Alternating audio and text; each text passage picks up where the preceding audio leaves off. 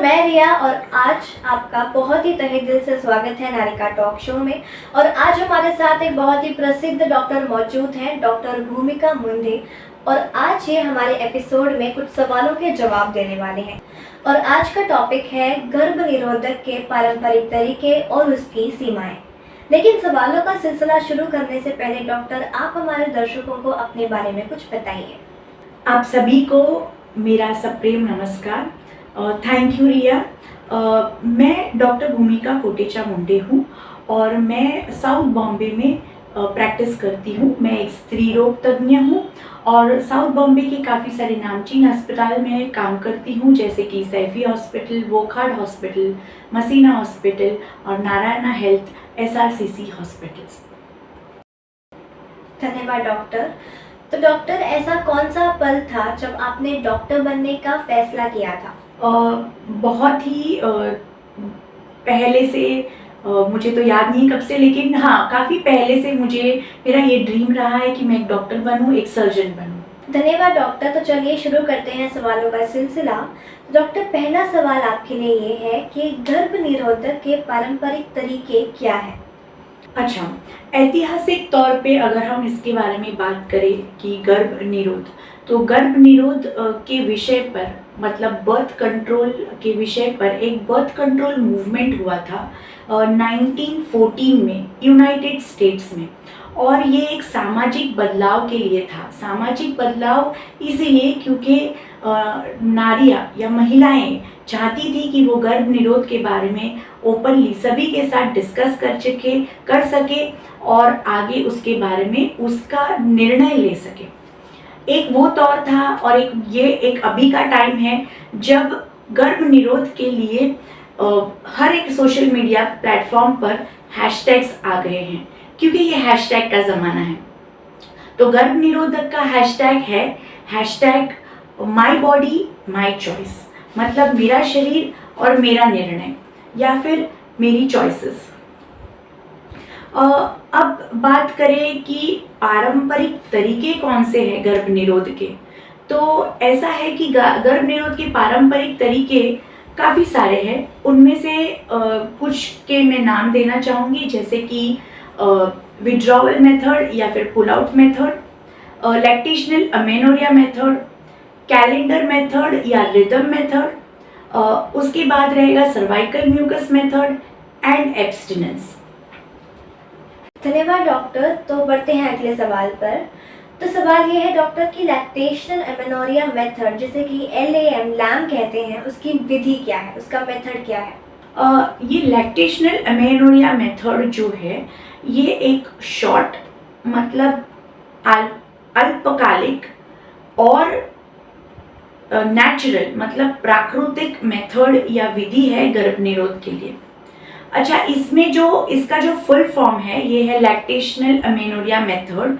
Lactational मतलब स्तनपान, amenorrhoea मतलब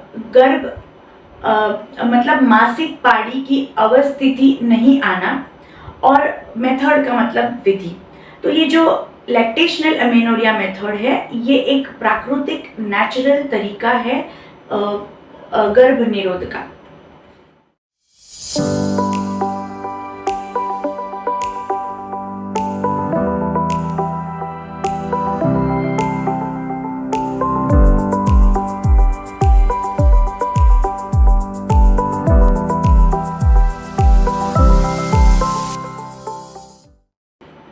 तो डॉक्टर, लैम मेथड कैसे काम करता है? ये जो लैक्टेशनल अमेनोरिया मेथड है, इसमें ये होता है जैसे माता अपने शिशु को स्तनपान कराएगी तो उसके शरीर में ब्रेन के थ्रू कई सारे हार्मोन्स बनेंगे, और उस हार्मोन्स की वजह से जो ओव्यूलेशन होता है, ओव्यूलेशन मतलब अंडा रिलीज करने का या फिर अंडा फूट कर जहाँ से बीज बनता है, वो अंडा फूटने की जो प्रक्रिया होती है वो स्थायी हो जाती है टेम्पररीली। तो उसकी वजह से प्रेगनेंसी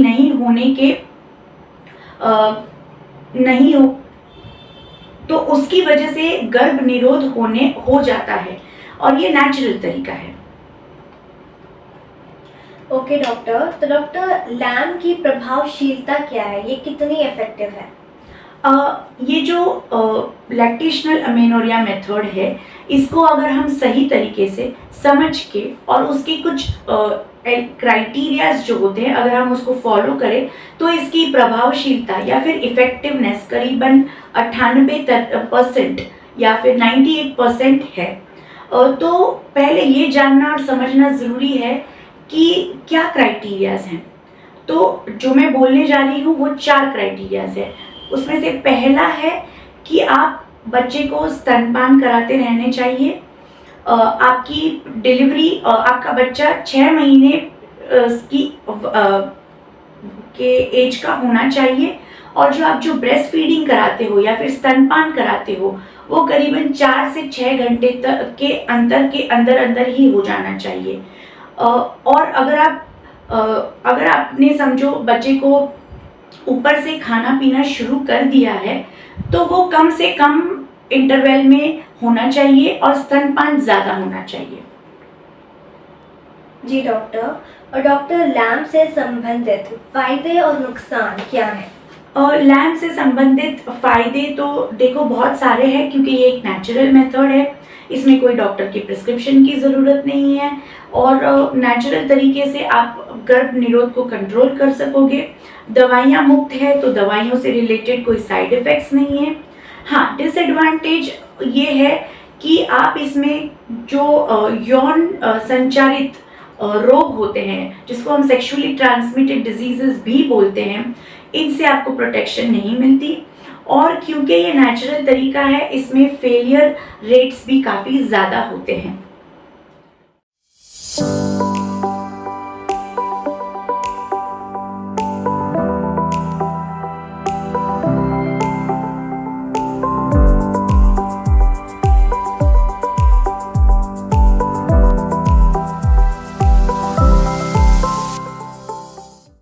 और doctor coitus interruptus withdrawal method क्या है? कोइटस इंटरप्टस मेथड जो है इसको हम पुल आउट मेथड भी बोलते हैं और इसमें ये होता है कि जो पुरुष है वो अपना लिंग इजैक्यूलेशन के पहले वजाइना से निकाल लेते हैं। तो उससे क्या होता है, जो स्पर्म्स होते हैं या धात होता है वो वजाइना में नहीं गिरता, तो इसकी वजह से स्पर्म या धात बीज से नहीं मिलता और इसीलिए प्रेगनेंसी नहीं हो पाती। ओके डॉक्टर, और डॉक्टर ये पुल आउट मेथड की प्रभावशीलता क्या है? पुल आउट मेथड कितना इफेक्टिव? देखो, पुल आउट मेथड की प्रभावशीलता इफेक्टिवनेस बहुत ज़्यादा निर्भर करता है कि आप उसके लिए कितने तैयार हो, आपका उसके लिए कि आपको ये मेथड अडॉप्ट करने के लिए या ये मेथड यूज़ करने के लिए आपकी कितनी इच्छा है, उसमें आप कितने योग्य हो और उसमें आपकी क्षमता कितनी है। अगर आप उसको प्रॉपर तरीके से सही तरीके से यूज़ करते हो तो इसकी इफ़ेक्टिवनेस काफ़ी अच्छी है। बट अगर कहीं किसी पॉइंट ऑफ टाइम पे आप अपना मन चेंज कर लेते हो तो इसके फेलियर भी हो सकते हैं। धन्यवाद डॉक्टर। और डॉक्टर क्या पुल आउट मेथड एसटीडीज को रोक सकता है? ये पुल आउट मेथड जो है, जैसे कि मैंने बताया था, यौन संचारित जो रोग हैं जैसे कि HIV हो गया, ऐसे कई सारे रोग हैं जो सेक्सुअली ट्रांसमिटेड डिजीजेस के नाम से जाने जाते हैं। ये रोग के अगेंस्ट ये मेथड बिल्कुल काम नहीं करती बिकॉज कांटेक्ट दोनों महिला और पुरुष के अंग जो होते हैं उसमें कांटेक्ट होता है और इसीलिए ये बीमारी से हम इसमें प्रोटेक्शन नहीं मिलता। ओके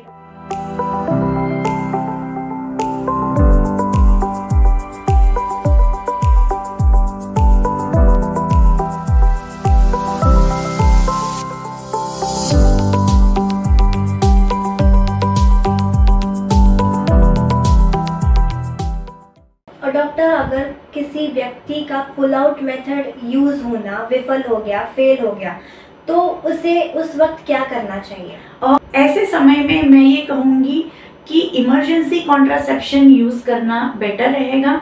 इमरजेंसी कॉन्ट्रासेप्शन किस प्रकार के होते हैं और कैसे अपन उसको यूज़ कर सकते हैं, ये हम हमारे नज़दीकी डॉक्टर से जाके डिस्कस करके उसका सेवन कर सकते हैं।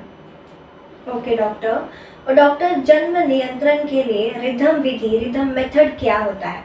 और ये रिदम मेथड को काफ़ी सारे नाम से जाना जाता है, जैसे कि रिदम मेथड, कैलेंडर मेथड या फिर कैलेंडर रिदम मेथड। तो इसमें ये होता है कि आप बेसिकली आपके मासिक का पूरा तरीके से एक डायरी बनाते हो, जिसमें पीरियड कब आया, कितने दिन के लिए रहा, ब्लीडिंग कितने दिन चली और हैवी दिन कौन से थे, और उसके बाद में पीरियड कब ख़त्म हुआ। ऐसे कंटिन्यूसली आप करीबन 6-8 महीने तक उसका एक डायरी रखोगे, रिकॉर्ड रखोगे। और ये रिदम मेथड जो है, जिनके पीरियड्स रेगुलर रहते हैं, जैसे कि 26 से 26 मतलब 26 से लेके 32 डेज तक या फिर 32 दिनों तक का अगर आपका साइकिल है, तो ये मेथड काफ़ी इफ़ेक्टिव हो सकती है। जी डॉक्टर। तो डॉक्टर, जन्म नियंत्रण के लिए रिदम मेथड कितनी प्रभावी है, कितनी इफेक्टिव है? ये रिदम मेथड जो है या कैलेंडर मेथड जो है, उसकी इफ़ेक्टिवनेस करीबन 75% या फिर 75% तक है। इसको अगर हम अच्छे से यूज़ करें, उसके बारे में समझ लें, तो ये काफ़ी इफ़ेक्टिव रहेगा। तो वक्त आ गया है एक छोटी सी ब्रेक का, मिलते हैं कुछ ही देर में।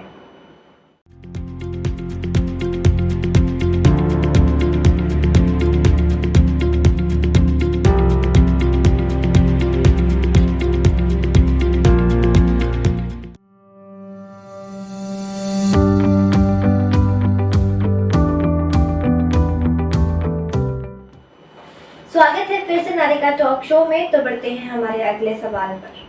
और डॉक्टर, रिदम मेथड कैसे काम करती है? अक्सर हम देखते हैं कि हमारा जो पीरियड है, हमारी जो मासिक है, वो करीबन 26 से 32 दिनों तक की रहती है। तो अगर ये आपकी मासिक 26 से 32 दिनों तक के है, तो फिर अगेन इसकी प्रभावशीलता भी बढ़ जाती है। तो ये माना जाता है कि अगर आपकी मासिक ये 26 से 32 दिनों तक की है, तो करीबन ओव्यूलेशन जो है वो 14th से 16th डे के आसपास में होगा। तो हम उस दिन को ध्यान में रखते हुए हमारे संबंध रखने के दिन को डिसाइड कर सकते हैं, उसके बारे में निर्णय ले सकते हैं कि संबंध किस दिनों में रखा जाए, ताकि हम ये ओव्यूलेशन डे को स्किप कर सकें। अगर हम ओव्यूलेशन दिन के आसपास में संबंध रखते हैं, तो फिर प्रेगनेंसी रुक जाती है, तो फिर ये मेथड फेल हो जाएगा। ऑलराइट डॉक्टर, तो अगला सवाल ये है कि आप रिदम मेथड के लिए सेफ सेक्स के दिन किस तरह कैलकुलेट करोगे? रिदम मेथड जो है, जैसे कि मैंने बोला, सबसे पहले आप डायरी रखना शुरू करोगे। करीबन 6 महीना 8-10 महीने तक ये डायरी मेंटेन करोगे। इससे क्या होगा कि आपको एक पता चल जाएगा कि आपकी शॉर्टेस्ट साइकिल कितने दिनों की थी। वो शॉर्टेस्ट साइकिल में से आपको 18 दिन बाद करने हैं, 18 दिन बाद करने हैं। उसके बाद में आपको लॉन्गेस्ट साइकिल भी पता चल जाएगी, तो वो लॉन्गेस्ट साइकिल में से आपको 11 दिन बाद करने हैं। तो ये जो शॉर्टेस्ट साइकिल में से 18 दिन बाद करके आपको आपका पहला दिन मिलेगा, जहाँ से आपका फर्टाइल होने का या फिर प्रेग्नेंट होने का प्रेग्नेंट होने की जो चांस का पहला दिन है वो मिलेगा। और जब आप लॉन्गेस्ट साइकिल में से 11 दिन बाद करते हो, तो आपका फर्टाइल होने का या फिर प्रेग्नेंट होने का लास्ट वाला दिन मिलेगा। तो ये जो फर्स्ट दिन और लास्ट दिन जो मिलता है, हमें उस दौरान में, महीने के उस दौरान में संबंध नहीं रखना है, तब जाके उसका गर्भ निरोधक होगा। अगर आपको ये मेथड कॉम्प्लेक्स लगती है, ये कैलकुलेशन डिफ़िकल्ट लगता है, थोड़ा सा आप नहीं कर पाओगे ये लगता है, तो दूसरा ये तरीका है कि आपका अगर मासिक बराबर से 38 दिन से 30 दिन के बीच का है, तो आप 8वें दिन, पीरियड के 8वें दिन से लेके 19वें दिन तक ये दिनों के बीच में संबंध ना रखें, तब गर्भ निरोध होगा। और डॉक्टर, रिदम मेथड का उपयोग करने में सबसे बड़ी हानि क्या है? रिदम मेथड के उपयोग में मैं कहूँगी 2-4 ऐसे ड्रॉबैक्स हैं। जिसे यूज़ करना उसे थोड़ा डिफ़िकल्ट हो सकता है। जैसे कि मैं बता रही हूँ कि मेंस्ट्रुअल डायरी रिकॉर्ड करनी पड़ेगी। पहले 6-8 महीने तक मेंस्ट्रुअल साइकिल आपकी कैसे चलती है इसका एक डायरी में विस्तार से लिखना होगा। तो पहले 6-8 महीने आप उसको यूज़ नहीं कर पाओगे। उसके बाद दूसरा एक जो प्रॉब्लम आप फेस कर सकते हो वो ये है कि अगर आपके पीरियड इरेग्युलर है तो फिर इस मेथड को यूज़ करना डिफ़िकल्ट हो जाएगा, क्योंकि फिर आप ये नहीं प्रेडिक्ट कर पाओगे कि आपका बीज किस दिन फूटता है या फिर ओव्यूलेशन किस दिन होता है। और तीसरा प्रॉब्लम ये है कि आपको हमेशा इसमें कोई ना कोई बैकअप मेथड रखनी पड़ेगी। जैसे कि अगर गलती से ये फेल हो गया तो आगे आपको दूसरा एक मेथड कॉन्ट्रासेप्शन के लिए एडिशनली यूज़ करना पड़ सकता है। और आखिरी प्रॉब्लम ये रहेगा कि ये सेक्सुअली ट्रांसमिटेड डिजीजेस या फिर यौन संचारित जो रोग हैं उसके लिए कोई भी प्रोटेक्शन नहीं दे पाएगी ये मेथड आपको।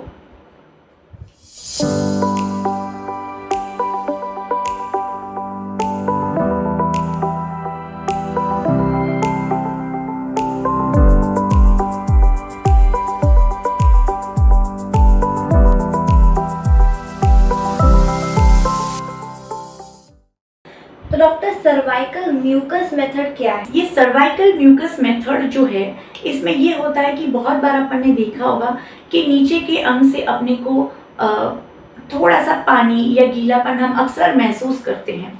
और ये जो गीलापन है मासिक के दिनों के हिसाब से उसका रंग, उसका टेक्सचर, मतलब वो कितना गाढ़ा या पतला है, इसमें चेंजेस होते हैं मासिक के उन दिनों में जिस दिन में ओव्यूलेशन होता है। तो उस सर्वाइकल म्यूकस को आप हाथ में लेके देख करके आप आइडेंटिफाई कर सकते हो या फिर निश्चय कर सकते हो कि ये आपके सेफ दिन है, अगर आप सेफ दिन है या फिर फर्टाइल दिन है या फिर गर्भ निरोध के लिए अच्छे दिन है या नहीं है। जी डॉक्टर, और डॉक्टर सर्वाइकल म्यूकस मेथड कैसे काम करती है? अक्सर ये देखा गया है कि जो आपका ओव्यूलेशन टाइम रहता है उस दौरान जो आपका सर्वाइकल म्यूकस है वो काफ़ी क्वांटिटी में बढ़ जाता है, काफ़ी सारा गीलापन महसूस होता है और क्वांटिटी में भी वो ज़्यादा रहता है, थोड़ा सा कम चिपचिपा होता है, पानी वाला ज़्यादा रहता है। तो अगर ये सर्वाइकल म्यूकस अगर आप इस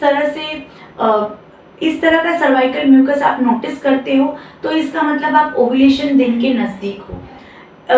अगर ऐसा है आप ओव्यूलेशन दिनों के नज़दीक हो तो उस दौरान आपको प्रेगनेंसी नहीं रखनी है और गर्भ निरोध करना है, तो इस दौरान आपको संबंध नहीं रखना है ताकि प्रेगनेंसी ना रहे। और डॉक्टर सर्वाइकल म्यूकस मेथड की कमियां क्या हैं? सर्वाइकल म्यूकस मेथड में आपको काफ़ी सावधान रहना पड़ेगा कि सर्वाइकल म्यूकस का जो टेक्सचर है वो आपके पीरियड में किन दिनों में किस तरह से चेंज हो रहा है। अगर वो पीरियड जैसे सर्वाइकल म्यूकस चेंज हो जाता है कलर क्वांटिटी में, तो आपको उस दिनों का बराबर से अंदाज़ा लेके आपको गर्भ निरोध के लिए आपको अकॉर्डिंगली संबंध नहीं रखना होगा। तो उस विधि को एक्सपर्टाइज करने के लिए या फिर उस विधि को अच्छे से समझने के लिए काफ़ी क्षमता लगती है, तो इसीलिए इसमें फेलियर होने के बहुत चांसेस हैं। ऐसा माना जाता है कि अगर इसको परफेक्टली एकदम टिपिकली यूज़ किया जाए तो प्रेगनेंसी के चांस सिर्फ 3 महिलाओं को हो सकता है आउट ऑफ 100, बट इफेक्टिवनेस इसकी काफ़ी कम है अनलेस एंड अनटिल आप इस मेथड को अच्छे से एक्सपर्ट कर सको।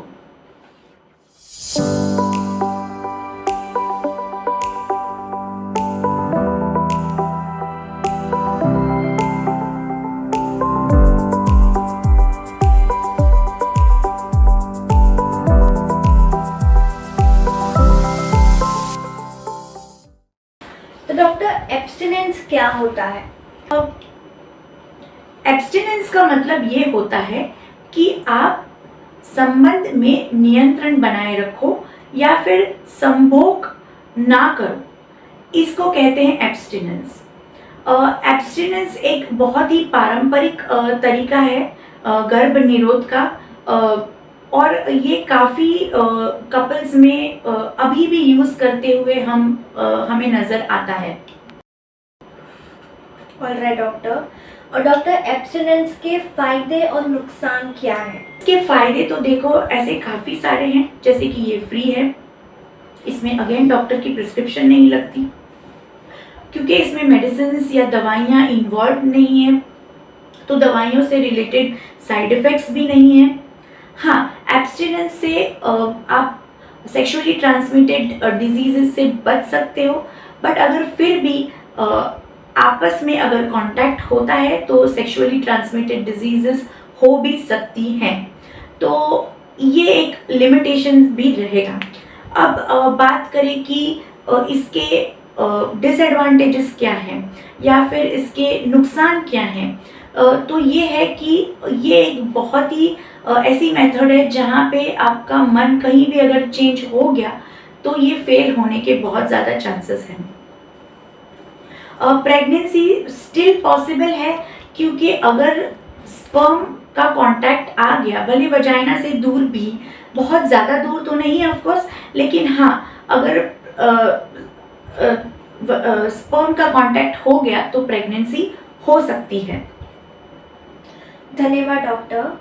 तो डॉक्टर, अब आते हैं हमारे आखिरी सवाल पर। तो सवाल ये है कि पारंपरिक गर्भ निरोधक तरीकों की सीमाएं क्या हैं, लिमिटेशंस क्या हैं? पारंपरिक तरीके से जो गर्भ निरोध के अलग अलग मेथड्स जो यूज़ हो रहे हैं, उसकी मेन लिमिटेशन ये है कि उनमें फेलियर होने के चांसेस काफ़ी अधिक मात्रा में है, स्पेशली अगर ये ठीक से यूज़ ना किए जाए, या फिर इसको ठीक से समझा नहीं गया हो, या फिर अगर समझ में आया हो तो उसका अगर हमने गलत डिसीजन किसी मोड़ पे ले लिया तो वो फेल हो जाएंगे। दूसरी बात और मोस्ट इम्पॉर्टेंट बात, जैसे कि हम थ्रू आउट इस टॉक में डिस्कस करते आए हैं, ये सेक्सुअली ट्रांसमिटेड डिजीज़ के अगेंस्ट ये मेथड्स हमें प्रोटेक्शन अधिकतरता पे नहीं दे पाती हैं।